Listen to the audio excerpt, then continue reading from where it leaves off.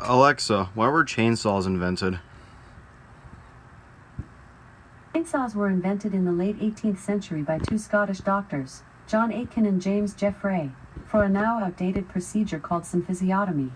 This procedure involved cutting through bone and cartilage around the pelvis for easier childbirth, and also to remove diseased bones. The surgical chainsaw for that procedure was significantly smaller than the ones used for trees today.